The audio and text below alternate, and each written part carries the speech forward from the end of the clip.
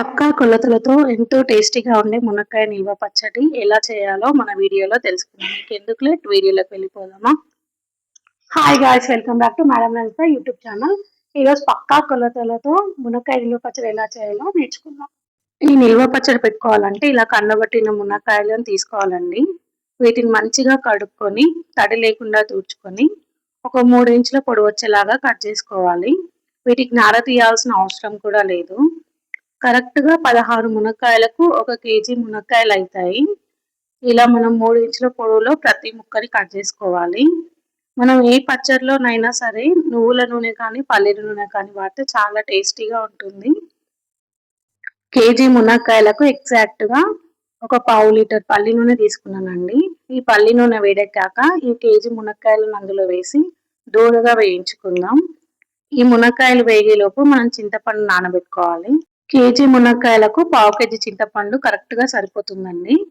ఇలా గ్రాముల్లో కాకుండా కొలతల్లో చెప్పాలంటే ఈ బౌల్‌తో నాకు మునక్కాయలు 2 బౌల్స్ అయ్యాయి. ఒక బౌల్ చింతపండు తీసుకుంటే సరిపోతుంది. చింతపండును గోరువెచ్చని నీళ్ళతో నానబెట్టేసుకుందాం. మునక్కాయలు ఇంతలా వేగితే సరిపోతుందండి.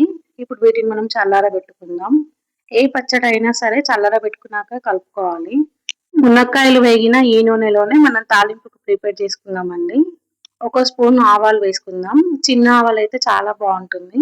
ఇవి కాస్త చిటపటలాడాక ఒక స్పూన్ జీలకర్ర, హాఫ్ స్పూన్ మెంతులు, ఇవి కాస్త వేగాక ఒక 10 ఎండుమిర్చి అండి సగం ముక్కలుగా చేసుకొని వేసేసుకుందాం. వీటిని కూడా దూరగా వేయించుకుందాం.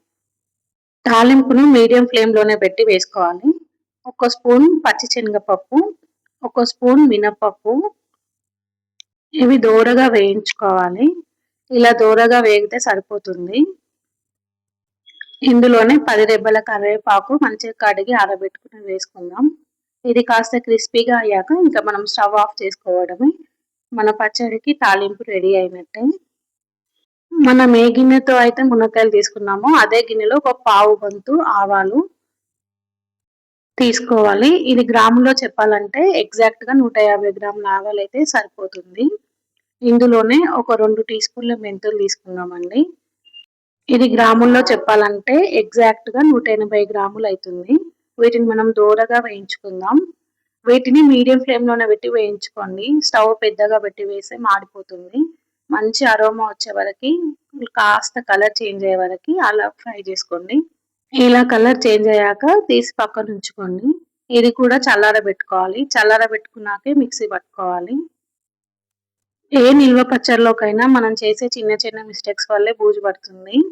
మెంతులు, ఆవాలు ఇలా మెత్తగా పొడి కొట్టుకొని పెట్టుకుంటే సరిపోతుంది. ఇప్పుడు కారం తీసుకుందాం. మనం ఏ బౌల్‌తోనైతే 2 బౌల్ల మునక్కాయలు తీసుకున్నామో అదే బౌల్‌లో ఒక ముప్పావు వంతు తక్కువ కారం తీసుకుందాం. అందులోనే ఒక ముప్పావు మాత్రమే సాల్ట్ తీసుకుందాం.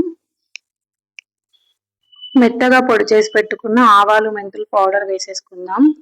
ఒక గుప్పెడు వెల్లుల్లి వేసుకుందాం. ఒక అర టీ స్పూన్ పసుపు. నేను మంచి గ్రేవీ కోసం వెల్లుల్లి పేస్ట్ వేస్తానండి ఈ చట్నీలో. 100 గ్రాముల వెల్లుల్లి పొట్టు తీసుకొని ఇలా పేస్ట్ చేసి వేసేసుకుందాం. ఈ పచ్చడిలో చింతపండు గుజ్జు ఉంది కదా, ఈ పావు కేజీ చింతపండు గుజ్జు జాలి గిన్నెలో వేసుకొని గింజలు కానీ నార కానీ పడకుండా ఓన్లీ పేస్ట్ మాత్రం వచ్చేటట్టు తీసుకోవాలి. ఒకసారి పోసిన వాటర్తోనే మనకు పేస్ట్ సరిపోతుంది. ఇంత కన్సిస్టెన్సీలో వస్తే సరిపోతుంది. దీన్ని మనం పచ్చడిలో వేసేసుకొని పచ్చడి అంతా మంచిగా కలిపేసుకుందాం. ఇందులోకి చింతపండు పుల్లగా ఉంది తీసుకోండి. చట్నీకి చాలా టేస్ట్ ఉంటుంది. మన పచ్చడి చేతితో కానీ కలుపుకోవచ్చు, స్పూన్తో కానీ కలుపుకోవచ్చు. నేను వీడియో కోసం కాసేపు స్పూన్తో కలిపేశాను. తర్వాత మళ్ళీ నా చేతితోనే కలిపేశాను. చేతితో కలుపుకుంటేనే ఏ నిల్వ పచ్చడిలోకైనా చాలా రుచి వచ్చేస్తుంది. వెల్లుల్లి పేస్ట్ వేయడం వల్ల చట్నీ మంచి గ్రేవీతో వస్తుంది, మంచి సువాసన వస్తుంది. అలాగే పచ్చి వెల్లుల్లి వేశారు కదా, పచ్చి వెల్లుల్లి వల్ల బూజు ఎక్కుతుందా అని డౌట్ ఏం పెట్టుకోకండి. పచ్చి వెల్లుల్లి వల్ల ఎలాంటి బూజు పట్టదు. మనం తాలింపు వేసుకున్నాం కదా, అది చల్లారాక దాన్ని కూడా వేసుకొని మంచిగా కలిపేసుకుందాం. ముక్కలకంతా ఉప్పు, కారం, ఈ తాలింపు వేసిన మసాలాలన్నీ పట్టేలాగా కలిపేసుకున్నాక మనం దీన్ని ఒక గాజు జాడీలోకి తీసుకొని స్టోర్ చేసుకోవచ్చండి. ఈ పచ్చడి ఖచ్చితంగా 6 నెలలు అయితే నిలువ ఉంటుంది. నన్ను నమ్మండి, ఈ పచ్చడి చాలా చాలా టేస్టీగా ఉంటుంది. నా సెకండ్ మోస్ట్ ఫేవరెట్ ఈ మునక్కాయ పచ్చడి. ఆవకాయ తర్వాత సెకండ్ ప్లేస్ దీనికే ఇస్తాను. ఇలా తడి లేకుండా మంచి పొడిగుడ్డతో తూర్చిన గాజు జాడీలోకి పచ్చడి తీసుకుందామండి. ఈ జాడీ కరెక్ట్‌గా నాకు 1 కేజీ చట్నీ పట్టే జాడీ. నాకు ఇలాంటి 2 జాడీలు నిండిపోయాయి. ఇంకొక ఒక చిన్న బౌల్ నిండిపోయింది. అంటే కేజీ మునక్కాయలతో చేసుకున్న ఈ పచ్చడి 2.5 కేజీల వరకు మనకు కొద్దిగొచ్చేస్తుంది.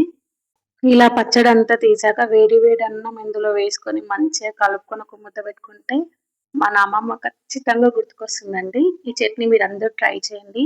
నా వీడియో లైక్ చేయండి, షేర్ చేయండి. ప్లీజ్ సబ్స్క్రైబ్ చేయండి. Thank you for watching.